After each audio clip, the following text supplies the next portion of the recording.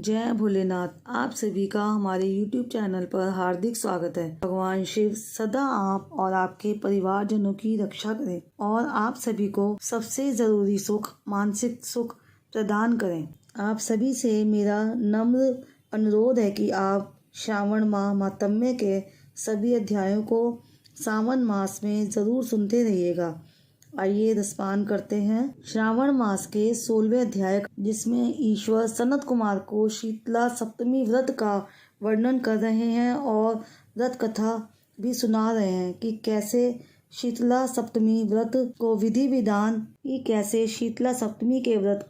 विधान से किया और जल देवता का आशीर्वाद प्राप्त करके सुशीला ने अपने मरे हुए पुत्र को पुनः प्राप्त किया। श्रावण माह मातम्य 16वां अध्याय, शीतला सप्तमी व्रत का वर्णन तथा व्रत कथा। ईश्वर बोले, हे सनत कुमार, अब मैं शीतला सप्तमी व्रत को कहूँगा। श्रावण मास में शुक्ल पक्ष की सप्तमी तिथि को यह व्रत करना चाहिए। सबसे पहले दीवार पर एक वापी का आकार बनाकर अशरीरी संज्ञक दिव्य रूप वाले 7 जल देवताओं, 2 बालकों से युक्त पुरुष संज्ञक नारी, 1 घोड़ा, 1 वृषभ तथा नर वाहन सहित 1 पालकी भी उस पर बना दें। इसके बाद 16 उपचारों से 7 जल देवताओं की पूजा होनी चाहिए। इस व्रत के साधन में ककड़ी तथा दधी ओदन का नैवेद्य अर्पित करना चाहिए। उसके बाद नैवेद्य के पदार्थों में से ब्राह्मण को वायन देना चाहिए। इस प्रकार 7 वर्ष तक इस व्रत को करने के बाद उद्यापन करना चाहिए। इस व्रत में प्रत्येक वर्ष 7 सुवासिनियों को भोजन कराना चाहिए। जल देवताओं की प्रतिमाएं एक स्वर्ण पात्र में रखकर बालकों सहित एक दिन पहले सायंकाल में भक्ति पूर्वक उसकी पूजा करनी चाहिए। प्रातःकाल पहले ग्रह होम करके देवताओं के निमित्त चरु से होम करना चाहिए। जिसने पहले इस व्रत को किया और उसे जो फल प्राप्त हुआ उसे आप सुने। सौराष्ट्र देश में शोभन नामक एक नगर था। उसमें सभी धर्मों के प्रति निष्ठा रखने वाला एक साहूकार रहता था। उसने जल रहित एक अत्यंत निर्जन वन में बहुत सा पैसा खर्च करके शुभ तथा मनोहर सीढ़ियों से युक्त पशुओं को जल पिलाने के लिए सरलता से उतरने चढ़ने योग्य दृढ़ पत्थरों से बंधी हुई तथा लंबे समय तक टिकने वाली एक बावली बनवाई। उस बावली के चारों ओर थके राहगीरों के विश्राम के लिए अनेक प्रकार के वृक्षों से शोभायमान एक बाग लगवाया, लेकिन वह बावली सूखी ही रह गई और उसमें एक बूंद पानी नहीं आया। साहूकार सोचने लगा कि मेरा प्रयास व्यर्थ हो गया और व्यर्थ ही धन खर्च किया। इसी चिंता में विचार करता हुआ वह साहूकार रात में वहीं सो गया। तब रात्रि में उसके स्वप्न में जल देवता आए और उन्होंने कहा, हे धनद, जल के आने का उपाय तुम सुनो। यदि तुम हम लोगों के लिए आदर पूर्वक अपने पौत्र की बलि दो तो उसी समय तुम्हारी यह बावली जल से भर जाएगी। यह सपना देख साहूकार ने सुबह अपने पुत्र को बताया।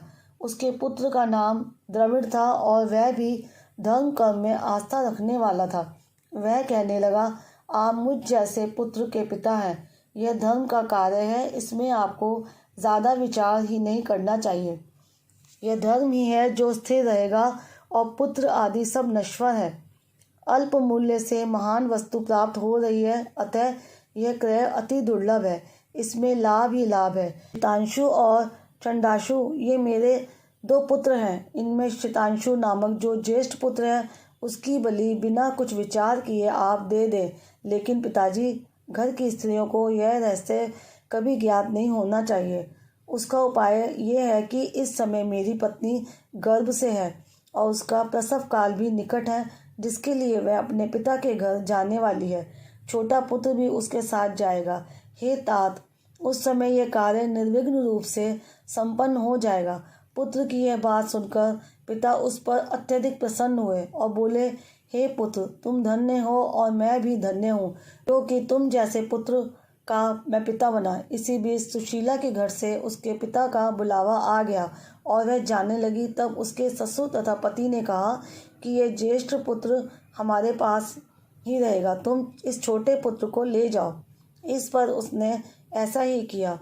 उसके चले जाने के बाद पिता पुत्र ने उस बालक के शरीर में तेल का लेप किया और अच्छी प्रकार स्नान कराकर सुंदर वस्त्र व आभूषणों से अलंकृत करके पूर्वाषाढ़ा तथा शतभिषा नक्षत्र में उसे प्रसन्नतापूर्वक बावली के तट पर खड़ा किया और कहा कि बावली के जल देवता, इस बालक के बलिदान से आप प्रसन्न हो।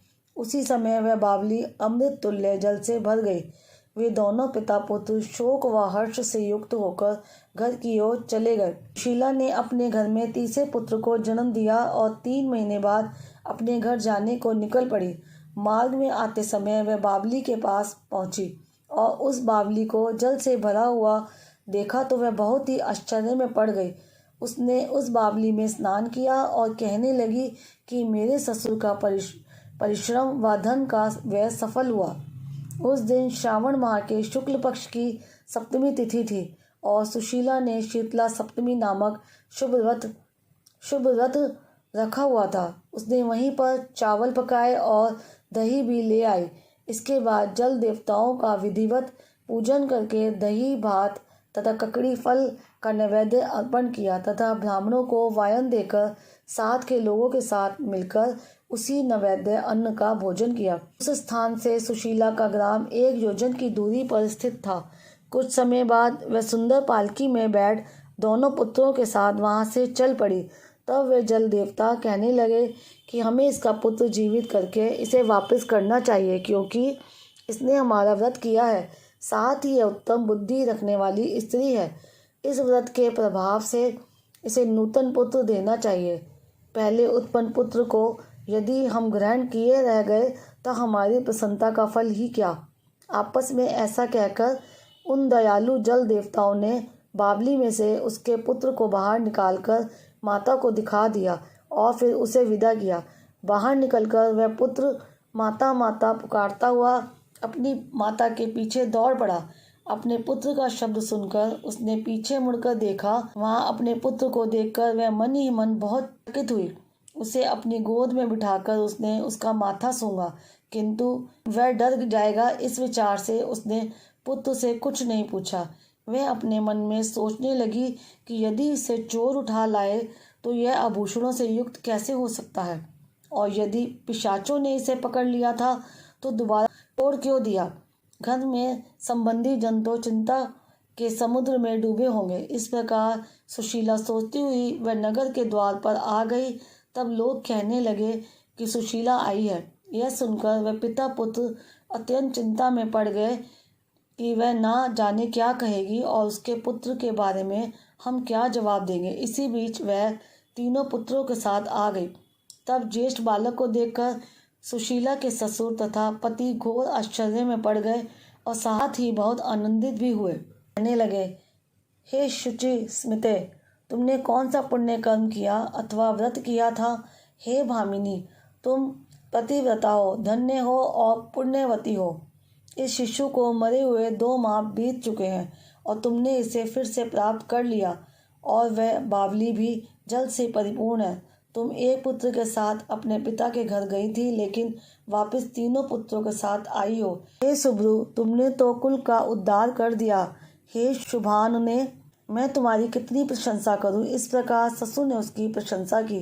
पति ने उसे प्रेम पूर्वक देखा और सास ने उसे आनंदित किया। बाद उसने मार्ग के पुण्य का समस्त वृतांत सुनाया। अंत में उन सभी ने मनोवांछित सुखों का भोग करके बहुत आनंद प्राप्त किया। हे वत्स, मैंने इस शीतला सप्तमी व्रत को आपसे कह दिया है।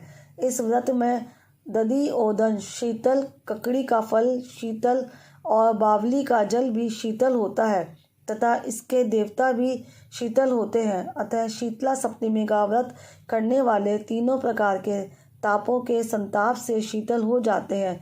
इसी कारण से यह सप्तमी शीतला सप्तमी इस यथार्थ नाम वाली है। इस प्रकार श्री स्कंद पुराण के अंतर्गत ईश्वर सनत कुमार संवाद में श्रावण मास मातम्य में शीतला सप्तमी व्रत कथन नामक 16वां अध्याय पूर्ण हुआ। बोलो शंकर भगवान की जय। उम्मीद करती हूँ आज की ये वीडियो आपको पसंद आई होगी। वीडियो अगर अच्छी लगी है तो प्लीज़ वीडियो को लाइक ज़रूर करिएगा और चैनल को भी सब्सक्राइब करना मत भूलिएगा।